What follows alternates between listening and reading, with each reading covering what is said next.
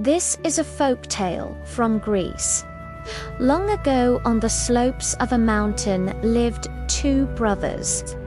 The older brother was lazy and mean. The younger was kind and diligent. Each day, the younger brother tended his flock of sheep, bringing them to fresh pastures and making sure none strayed too far. The older brother hated this hard work. Instead, he lounged in his courtyard, complaining bitterly that the sun made him hot, and the wind ruffled his hair, and the birds woke him early.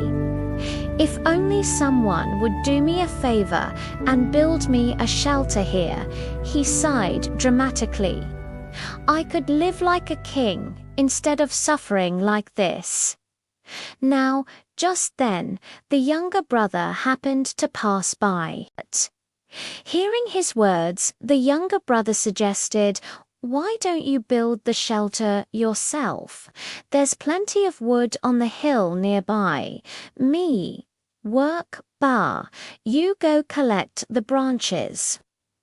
I'm too busy enjoying life here," so off went the younger brother to gather sticks. He climbed the hill, but it was bare. All the bushes and trees had been stripped away by careless woodcutters. Only a few dead branches remained. The younger brother saw this and felt sorry for the senseless destruction. He thought, "This hill is unsightly and useless. But perhaps I can change that." So he planted the dead branches firmly into the ground. Each day he would come to check on them. He gathered fertile soil and manure from his fields and spread it around the plants. He watered them and weeded them until finally tiny sprouts appeared, followed by new bushes and saplings. Pleased with his handiwork, the younger brother continued tending his flock.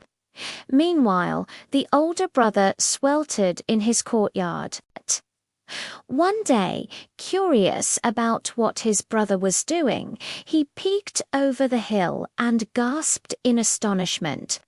Where once there had been nothing but bare rock, now rows of healthy trees had sprung up. Bushes grew laden with fruit. A refreshing canopy of leaves provided welcome shade. Birds nested in the branches, singing sweetly. The older brother saw all this and realized how foolish he had been. Filled with envy, he went down the hill to confront his brother. "How could you have done this without me? I'm your elder, remember. You should have asked my advice first." "I did. You said building was too much work for you, but now look what you've done. These trees will grow, but they're not mine. They belong to me. We need money, and this wood will fetch a good price. I planted these trees for myself, not for profit. If you want some, you must cut them yourself. So be it. This time you've won, younger brother. But soon enough, these trees will grow so big, so thick, I'll show you who truly benefited. Mark my words." With that, the older brother stomped off in a huff.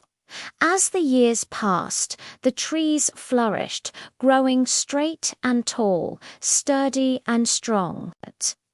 The younger brother continued his simple life, tending his flock and gathering sticks to feed his fire. The older brother, however, changed.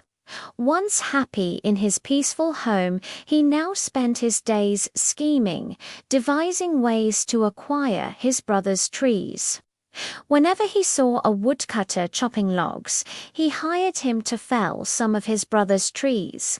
But even so, the number of trees seemed endless. Enraged, the older brother climbed the hill and began hacking away at the trunk of a large oak with an axe. But the harder he swung, the more furious he grew. The axe bounced harmlessly off the bark. Desperate, he scrambled up the tree, intending to strangle his brother as he slept in his orchard below. But as he climbed, leaves brushed against his face and fresh air cooled his heated skin.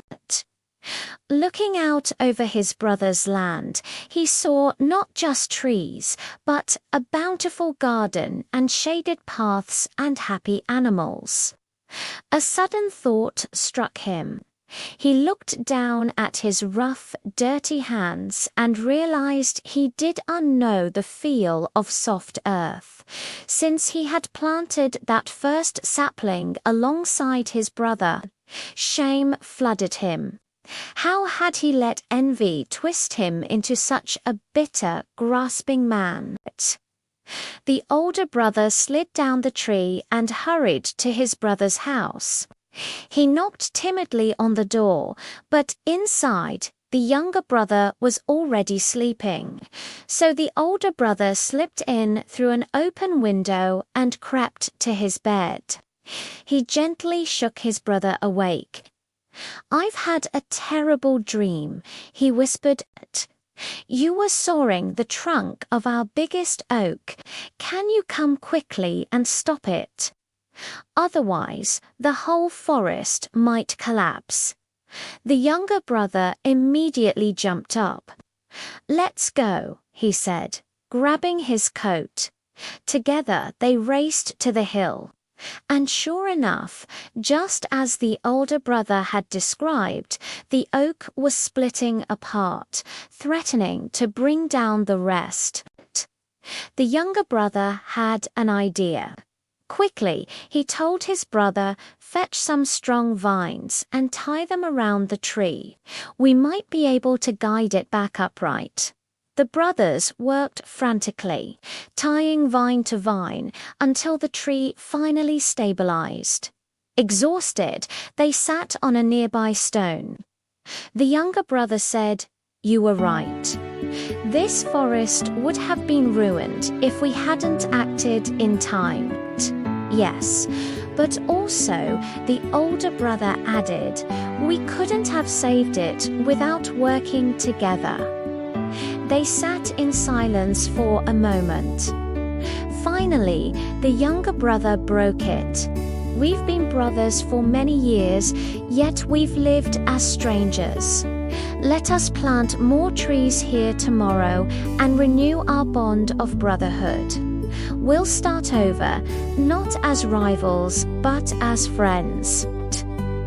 The older brother nodded, tears in his eyes. From that day on, the brothers labored side by side, planting more trees and caring for the old. They shared the fruits of their labor, their profits, and most importantly, their companionship. They realized too late that what they had both wanted all along was not more trees, but each other. And so the brothers grew old together, living the rest of their lives in peace and contentment beneath their leafy trees.